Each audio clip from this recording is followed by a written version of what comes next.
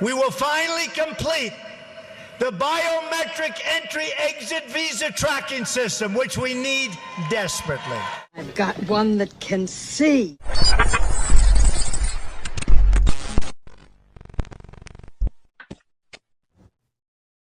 California just launched digital IDs, and while most people think it's just another convenient tech update, this quiet rollout could reshape how we live, work, and even how much control we truly have over our own time. This isn't just about technology. It's about you, your privacy, and the choices you make every single day. On the surface, digital IDs promise faster check-ins, smoother travel, and more security. But beneath that sleek convenience lies a system that could redefine what personal freedom really means. And here's the key. Everything we're discussing today is based on verified updates and expert analysis. So stick around, because by the end, you'll know exactly how this new shift could either save your time or control it for you. Number 1. The quiet rollout. Digital IDs arrive in California. It's official. California has taken a major leap into the digital future by launching its own version of a digital driver's license and ID system. The move, years in the making, is now live and available for residents who want to swap their physical cards for a sleek, smartphone-based version. The concept sounds simple. Instead of carrying your wallet everywhere, your driver's license can now live safely inside your phone, specifically in apps like Apple Wallet or the official CADMV Wallet app. Imagine walking out the door with nothing but your phone, tapping to verify your age at the airport, or breezing through ID checks without fumbling through your purse or pockets. On paper, it feels like the next logical step in streamlining daily life. Faster, smarter, and more convenient. But behind that smooth surface, there's a story unfolding that few are paying attention to. This rollout didn't happen overnight. It's been gradually tested, refined, and quietly introduced across select groups before opening to the wider public. The DMV calls it a pilot phase, but it's a significant milestone in California's long-term plan to integrate more official documentation into digital systems. The digital ID doesn't just show your photo and information. It interacts with scanners, verifies your identity instantly, and connects to databases in real time. That means, for the first time, your personal data isn't just stored in your wallet. It's circulating within a network every time you use it. And while most people are focusing on how convenient this sounds, there's an underlying shift happening here. Think about it. The ID in your pocket has always been under your control. You decide when to take it out, who sees it, and where it goes. But a digital version changes that dynamic. Your phone becomes your key, but it's also a gateway, one that depends on permissions, apps, and constant connectivity. Sounds convenient, right? But what's the real cost of that convenience? That's where things start to get interesting, because when technology begins managing our identity, the trade-offs extend far beyond saving a few seconds at the airport. Number 2. The promise, convenience meets control. At first glance, digital IDs seem like the perfect solution for a modern, fast-paced world.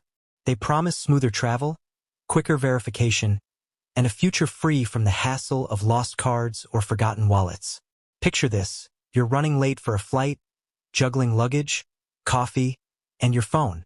Instead of digging through your bag for a plastic ID, you simply tap your phone at the checkpoint, and within seconds, your identity is confirmed. No papers, no lines, no stress. It's the kind of convenience that feels tailor-made for a society obsessed with saving time and staying efficient. For anyone who values productivity, this might seem like the perfect upgrade. The ability to handle identification, payments, and access with just a few taps. The digital ID's appeal goes beyond speed. It fits seamlessly into the way we already live. We use our phones to pay for groceries, unlock cars, check into hotels, and track our health. Adding an official ID to that mix feels like the next natural step. California officials emphasize that these digital IDs are secure and encrypted, designed to make daily interactions smoother and safer. Imagine never worrying about losing your wallet again, or about someone stealing your physical driver's license. If you misplace your phone, your ID is still protected behind biometric locks, face scans, passcodes, and encryption layers. On paper, it's a dream scenario. Less clutter, more control, and the end of those small, time-wasting moments that pile up in a busy day. But here's where the story begins to shift. The same technology that makes life more seamless also makes it more trackable. Every tap, every scan, every verification is a data point, one that can be stored, analyzed, and potentially shared. While the promise of efficiency is real, it comes with invisible strings attached. Convenience, after all, is never free. It's the modern exchange rate, trading small pieces of privacy for a smoother experience. And as digital IDs spread, the line between efficient living and constant monitoring starts to blur. The promise is seductive, total convenience at your fingertips. But the question remains, who truly holds the control? Number 3. The fine print, what you're really giving away. Here's where the shine of innovation starts to fade, revealing the fine print most people never read. When you sign up for a digital ID, you're not just adding another app to your phone. You're entering a vast web of interconnected data systems. These IDs aren't simple digital copies of your plastic card. They're dynamic, data-driven profiles that record when, where, and how you use them. Each time you verify your identity, whether at the airport, a bar, or even a government office, a digital signal is created. That signal includes your location, the device used, the time of day, and sometimes even your biometric data. In other words, the system doesn't just confirm who you are, it also tracks when and where you prove it. Most users assume their information sits safely inside their phone, but that's only part of the story. In reality, digital IDs rely on constant communication between private software developers, state-level systems, and, in some cases, federal verification databases. When you scan or tap your ID, your data moves through these channels in fractions of a second. A seamless process, but one that leaves behind digital footprints. Think of it like a paper trail, only invisible and far more detailed. Each interaction paints a clearer picture of your habits. How often you travel, where you go, what devices you use, even the patterns of your daily life. For most people, this exchange feels harmless. It's just an ID check, they think. But multiply that by hundreds of small interactions over time, and suddenly the system knows far more about you than you might realize. This isn't about paranoia, it's about awareness. In the name of convenience, you might be giving away a map of your life, one that's constantly updating, stored somewhere you can't see, and possibly accessible to more than just the agency that issued your ID. You might save a minute at the airport or the DMV, but that minute could cost you a slice of your privacy, quietly traded for efficiency. The question is no longer whether the data exists, it's who gets to use it and for what purpose. Number 4. Time or freedom, the hidden trade-off. In today's world, productivity is almost a form of currency. We crave speed, simplicity, and efficiency in everything we do. Digital IDs seem to fit that need perfectly. They promise faster lines, instant verification, and a life with fewer interruptions. But with every shortcut comes a cost. And in this case, the trade-off isn't measured in dollars, it's measured in freedom. You'll move faster, yes, but you'll also be watched closer. Every time you tap your phone to verify your identity, you're leaving behind a small trail of behavioral data. When you travel, where you go, how long you stay, even what kind of phone you use. Over time, that trail becomes a detailed picture of your movements and habits, something no traditional ID could ever reveal. It's a paradox of modern life. The more we streamline our routines, the more visible we become. Think of it like getting a faster car that tracks every road you take, every stop you make, and every mile you drive. The ride is smoother, the journey quicker, but you're no longer traveling unseen. And for many people, this constant sense of being observed creates a subtle, background tension that's easy to overlook but hard to escape. A study from the Journal of Privacy and Technology Behavior found that individuals who are aware they're being digitally monitored tend to experience higher levels of stress and reduced focus throughout the day. Their mental energy gets divided between the task at hand and an underlying awareness that they're being watched. That's the hidden trade-off of our hyper-connected world. We gain convenience but lose quiet. Our devices, designed to save time, often end up consuming our peace of mind. Digital IDs may seem like just another app, but they represent something much bigger. A shift toward a system where efficiency is valued above autonomy. And while saving a few seconds might feel empowering in the moment, It slowly teaches us to accept surveillance as the price of participation. In a world built on speed, the question becomes unavoidable. How much of your freedom are you willing to trade for the illusion of more time? Number 5. The bigger picture, a step toward the digital economy. When you zoom out, California's digital ID rollout isn't just about identification. It's the first visible piece of a much larger transformation. The rise of the fully digital economy. We're moving into an era where almost every part of our identity, finances, and health will live in interconnected systems. It starts small, a digital driver's license here, a digital payment app there. But piece by piece, the physical world is being replaced by virtual infrastructure. First IDs, then wallets, then maybe everything. Your medical history, insurance, tax records, even access to basic services could eventually exist only in digital form, authenticated through a single ID on your phone. It's efficient, no doubt, but it also centralizes an extraordinary amount of power in one place. And one mistake, hack, or policy change could affect millions instantly. The transition sounds futuristic, almost seamless. Imagine walking into a store, paying with a digital wallet that automatically verifies your ID and applies health or membership benefits in the same instant. No forms, no waiting, no physical cards. Just data flowing invisibly behind the scenes to make life faster. For businesses and governments, it's a dream. Less paperwork, less fraud, more traceability. But for everyday people, it's also a narrowing of control. Once everything is tied to one digital identity, opting out becomes nearly impossible. If that ID gets suspended, denied, or compromised, access to essentials could vanish in seconds. We've seen glimpses of this future elsewhere. Countries experimenting with digital currencies, social credit systems, and biometric verification for public services. Each innovation begins with the same promise. It'll make life easier. And to be fair, in many ways it does. But it also sets a precedent, one that links your freedom of movement, spending, and expression to a single system. At what point does convenience become control? When efficiency turns into dependency and autonomy becomes optional.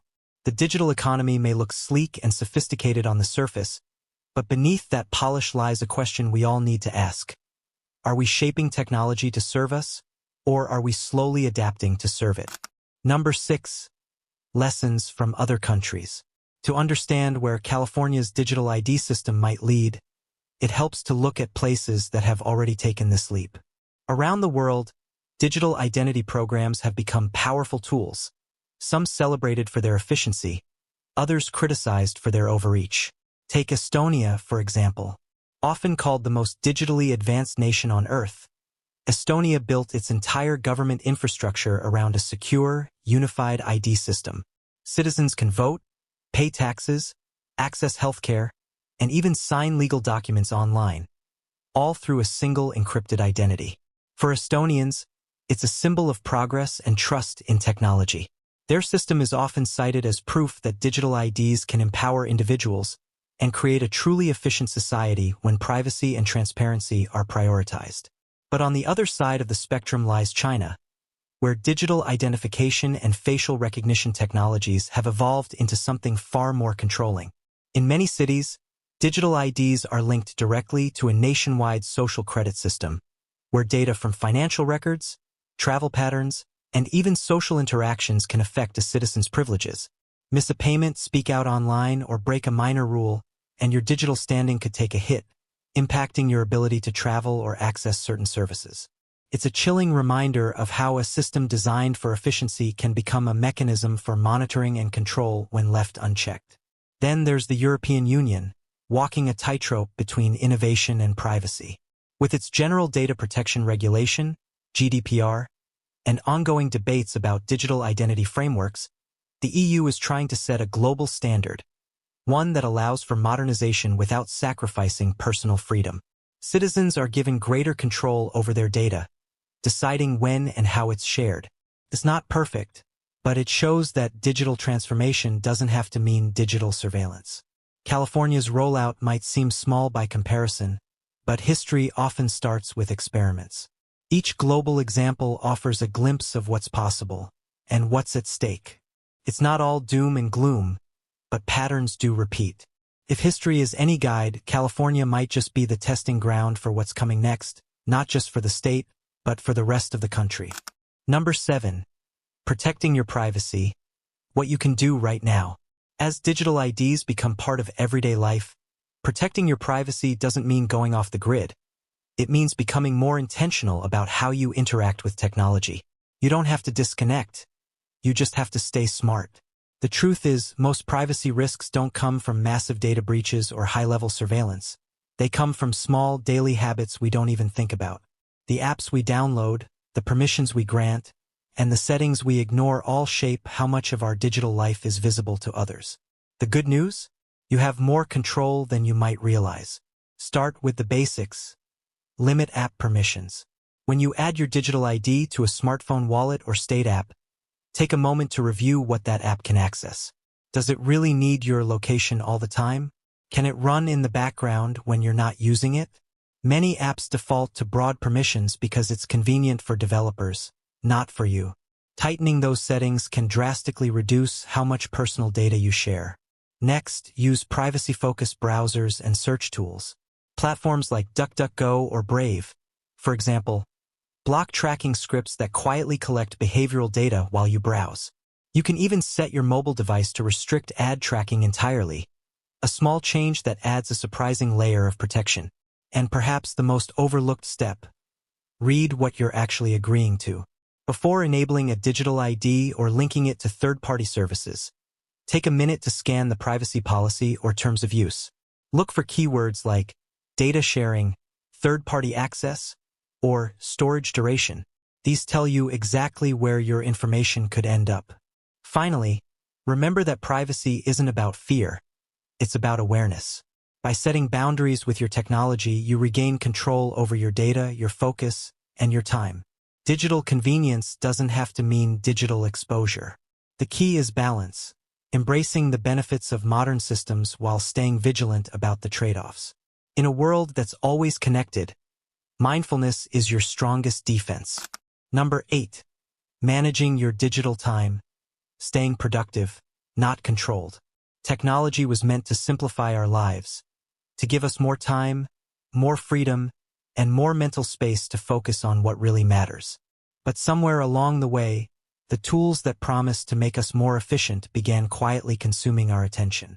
Digital IDs, while practical, are part of that same ecosystem. They make daily tasks quicker, checking in, verifying, paying, but they also deepen our dependence on screens and systems. The challenge now isn't just about protecting your data, but protecting your time. Tech should save you time, not steal your focus. One of the most effective ways to maintain balance is to set boundaries with your digital habits. Start by limiting how often you access ID and wallet apps. You don't need to check or open them constantly. These tools are meant for utility, not routine browsing. Setting screen time limits, even for government or payment apps, helps reinforce a sense of control. Your time should belong to you, not your device. If your digital ID app sends notifications or reminders, consider turning them off. Constant alerts subtly condition your brain to stay in reactive mode, which is the opposite of focus and calm. Another smart move is to keep analog backups of essential information, a physical ID card, printed documents, or even a written list of emergency contacts. It may sound old-fashioned, but these tangible safeguards keep you grounded and prepared in case your phone dies, the app malfunctions, or the network fails. They also remind you that not every part of your identity needs to live in the cloud. Finally, embrace digital minimalism, the philosophy of using technology intentionally, not impulsively. Audit your digital space every few months. Remove apps you don't need, disable auto-sync features, and organize your digital files so they serve you rather than overwhelm you. The less cluttered your digital life is, the clearer your mind becomes. Productivity isn't about doing more. It's about doing what matters with focus and peace. By treating technology as a tool rather than a tether, you reclaim not just your privacy, but your most valuable resource, your attention. Number 9. The future forecast, what experts predict. As digital IDs take root in California, experts around the world are already debating what comes next. Economists, technologists, and policy analysts see this rollout as just the first step toward a deeply integrated digital future, one where identity, finance, and health systems all converge into a single, streamlined ecosystem. The idea sounds efficient. Imagine a world where your driver's license, bank account, vaccination record, and tax information all live within one secure platform. Transactions would be instant, paperwork would vanish, and bureaucracy could become a thing of the past. For governments and corporations, the appeal is obvious: fewer errors, faster verification, and massive cost savings. But for individuals, that same efficiency could come at a steep price. Some digital policy experts warn that the next phase may involve integration with banking systems, where your identity is directly linked to how you spend and save. In theory, this could reduce fraud and speed up financial transactions. In practice, it could also create a system where access to funds becomes dependent on compliance with digital protocols. Meanwhile, health systems are already exploring the use of digital IDs for patient records, insurance verification, and prescription tracking. Again, the benefits are clear: faster care, fewer administrative errors, and easier coordination between doctors and pharmacies. But what happens when that same network starts sharing data across different sectors? The boundaries between what's health information and what's personal information could begin to blur. Governments may also begin offering incentives to go fully digital, such as tax perks or faster services for those who opt in. While that might sound harmless, it could gradually create a two-tier society, one where digital participation becomes the norm, and those who resist are quietly left behind. The infrastructure for that world is being built now, piece by piece, often without public debate. Whether this future becomes a tool or a trap depends entirely on how we use it, and how much we demand transparency, accountability, and choice along the way. Because once everything is digital, opting out won't just be difficult, it might be impossible. Number 10. The takeaway: control, freedom, and awareness. When you step back and look at the bigger picture, one truth becomes clear: convenience isn't free. It always comes with a cost. Digital IDs might simplify our lives and make day-to-day tasks faster, but they also ask us to surrender small pieces of our autonomy in return. Every new technology carries this trade-off. The key is not to reject progress, but to approach it with awareness. Awareness is power, the ability to understand how these systems work, what they collect, and how they shape our choices. The danger lies not in the technology itself, but in our willingness to use it without question. Think about how quickly digital tools have woven themselves into your life: phones, banking apps, social media, smart homes. Each one began as a convenience, something to make life easier. But over time, these small conveniences collectively rewired how we live and think. Morning in America. Fresh, vital. The old cynicism is gone. We have faith in our leaders. We're optimistic as to what becomes of it all. It really boils down to our ability to accept. We don't need pessimism. There are no limits. It figures it would be something like this.